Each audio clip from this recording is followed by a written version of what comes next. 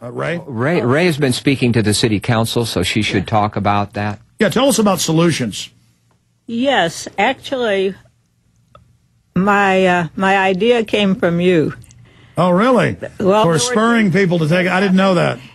It partly came from Joyce Rowley, and it partly came earlier from circumstances, which we can go back to if you want. But basically, the idea of fluoride had entered my mind. I had heard you talking about it more and more on the radio, and I listened to you every day.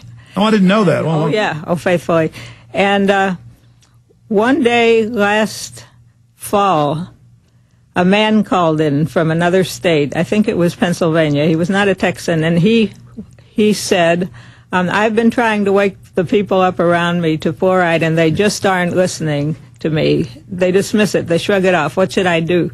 And you said, among other things, you said, get active, go to City Hall, become known as the guy who talks about fluoride every week. And you had other suggestions too, like start a radio program, advertise filters, water filters, and as a way to fund yourself. But exactly, that way you're helping people and funding yourself. It's symbiotic. But it is. But what really struck me was, bingo, I can do that. I have the time flexibility to do that. And I studied. I was a total political virgin. I will have to say I have never lifted a finger in activism before, although I have given money to all my favorite broadcasters, including you. But there you go, the 600 into the valley. Oh, my gosh, yes. Yes, I studied it a little, and I came to realize that they had the citizen communication at noon when most people can't come. This is for our communications. Yeah, it used to be at night, but now they've made it so hard. Got to sign up a week before. 2 weeks. 2 weeks. Oh, now next will be 1 year. It's 2 weeks. 20 years, Bob. Yeah. Right, exactly. They don't want to hear from you. I had been under the impression it was evenings too. Well, I guess they keep changing it. Well, this is for items that are not on the what do you call it, on the agenda. So what you do is scan the agenda. Anything on water related, you can come in. You're right. And anything that's related to the environment. Yes. Sorry, go ahead. Oh no, we have just started talking before the Environmental Board in a similar way.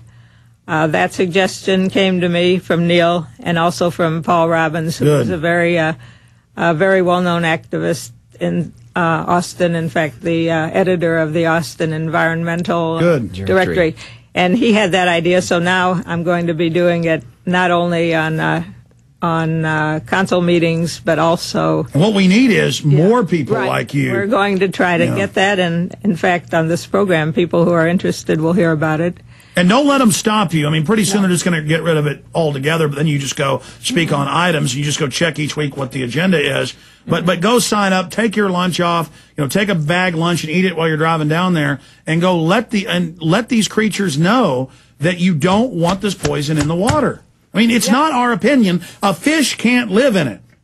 I know that. Well, no, I know you know, but the new listeners don't know. Yeah, what we were told yesterday on the tour, as Rae saw, is that all the city has to do is turn the little tap off where the hydrofluoric acid is coming out, or hydrofluorosilicic acid. And so Rae might want to point that out, too. I mean, that was quite amazing that the city said all they have to do is just turn it off and stop it. Well, there's laws against forced medication, and they say they're doing it for our teeth, and all the studies say it makes them fracture and gives you dental fluorosis. And now the American Dental Association, as you know, 2 years ago began recommending children not brush their teeth with it. I mean, even the Dental Association says it's bad, but we can't get these bastards to take it out of our water. Well, I'm sorry. They also said, the Centers for Disease Control and the American Dental Association, that fluoridated water should not be used to make up infant formula. So mothers haven't been warned. They didn't really make that widely public. Well, it's your activities and everybody else taking action. We're having victories here. But I'm going to shut up because we got a guest popping in with you on the same subject in the next segment, and we're going to keep you till 40 after. Then Gary Tallis, been vindicated, 9/11 truther, been slandered by Fox News is coming on, but that's a separate issue at the end of the show. Tell us about what happened at this tour. My guys were there, but they had to turn their cameras off for national security. Tell us how you got in, what happened, how important this was. Well, a month ago I decided that it would be a good idea to request a tour from the city, so they agreed, and then I said that other people would like to join the tour. I thought it would be a great educational opportunity for people to see how the water purification plant works for the city and where they're adding the fluoride, and to hear this straight from them.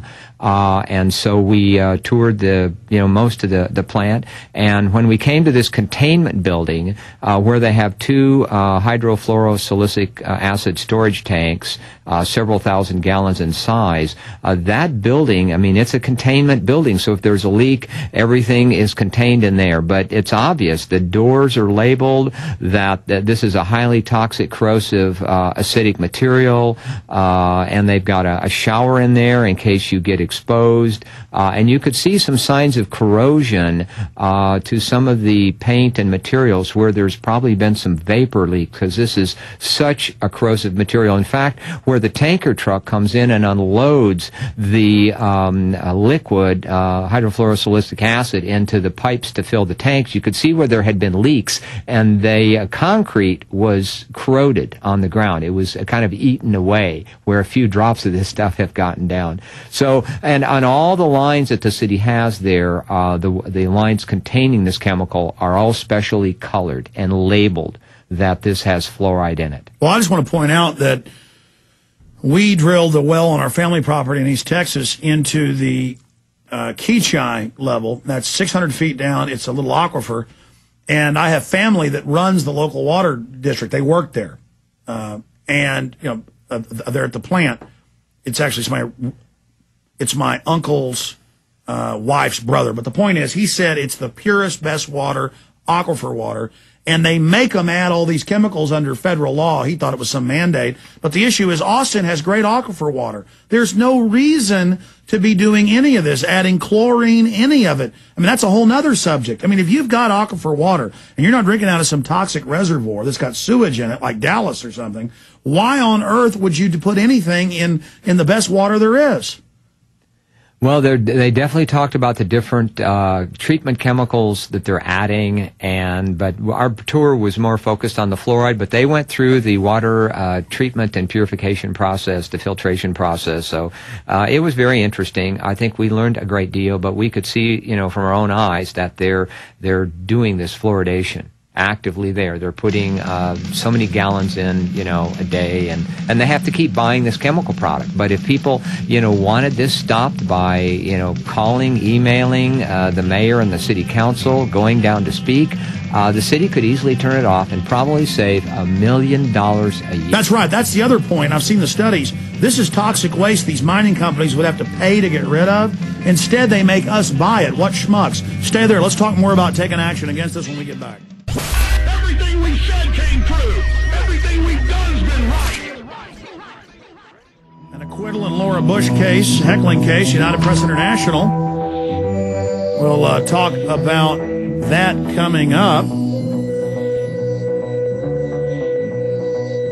But right now, going back to Dr. Neil Carmen, anti-fluoride activist here in Austin, Texas, anti-fluoridation activist, and Rae Nadler Olenick.